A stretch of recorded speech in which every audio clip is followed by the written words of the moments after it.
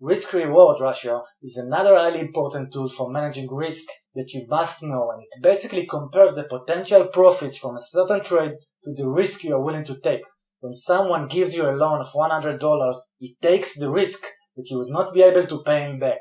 Therefore, he might ask you to pay him back $200.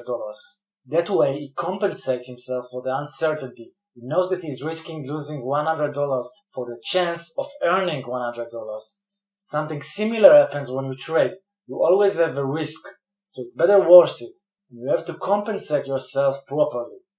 The way to calculate the risk-reward ratio is by dividing the amount you are willing to lose in case the price heads against you by the amount you expect to earn when the trade goes your way. If, for example, the Ethereum is now traded at the price of $500 and you anticipate that it will soon rise to $550, you might decide to buy it. So you buy one Ethereum, but because you know there is also a chance it will go down, you place a protective stop-loss order at $475. If the price goes along with your prediction and reaches $550, you make $50. This is your reward. If on the other hand it falls to $475, you lose $25, and this is your risk. Your risk-reward ratio in such a case would be 1 to 2. Having a good risk-reward ratio is critical. There are traders who win 90% of the time, but they always end up losing everything.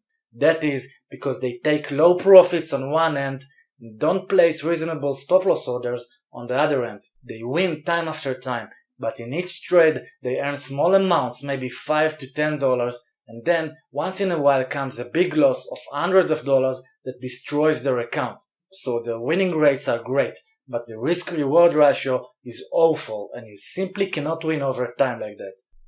There are many so-called trading gurus who work like that. They open a trade and simply wait until at some point it gets to a profit, even the smallest one. They don't really care if before that the price went to the opposite direction and almost blew their account. And they just wait, and most of the times the price will eventually turn into their direction even for a little while, and when it does, they immediately close it.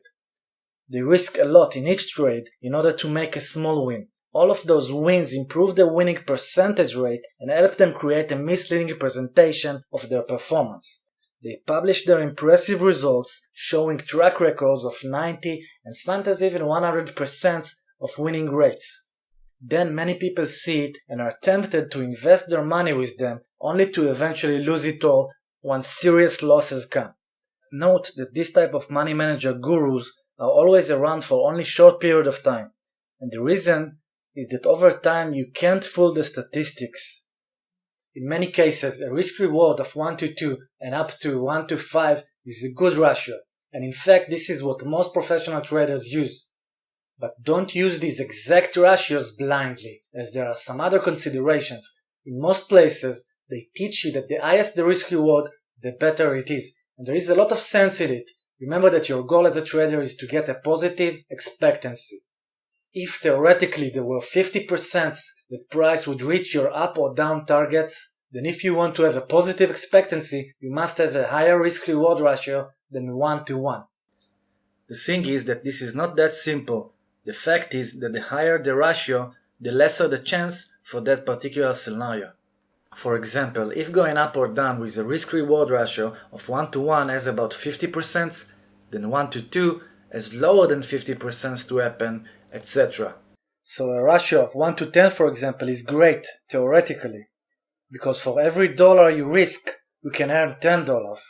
But the reality might be that in only 1 out of 10 cases or more, the price will actually rise $10 before it will drop the $1 we were willing to risk.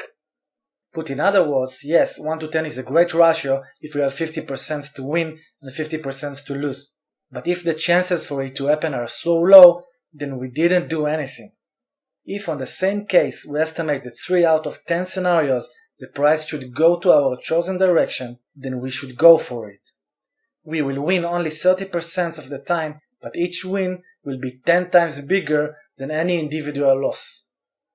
So there is no one risk-reward ratio which is the best one to apply in every situation. It depends on the currency you trade on, the volatility, and the quality of your analysis. But the main thing to remember when setting your profit and loss targets is that you need to keep a positive expectancy. If, for example, your analysis leads you to think that the price will bounce up $5 in 90% probabilities, you can buy and put your stop loss $10 below. In such case, your risk-reward ratio is only 2 to 1. But with 90% certainty of being right, your overall expectancy would be clearly positive. In order to get good risk-reward ratio trades, use the technical indicators that I teach you. For example, if you identified a strong support level during a ranging market, you entered with a buy order, then you have a better than 50% chance of being right. You place a stop loss below the support level in case something would change, and on the upside, you have a lot of space to play with below the resistance level. You can easily get a 1 to 2 and even more trades. You can actually have an even higher ratio, letting the price go all the way up toward the resistance level. At the same time, you want to adjust your stop loss level and raise it higher as I showed you in order to protect at least some of your profits. By doing that properly, you increase your overall positive expectancy and therefore your chances to win over time.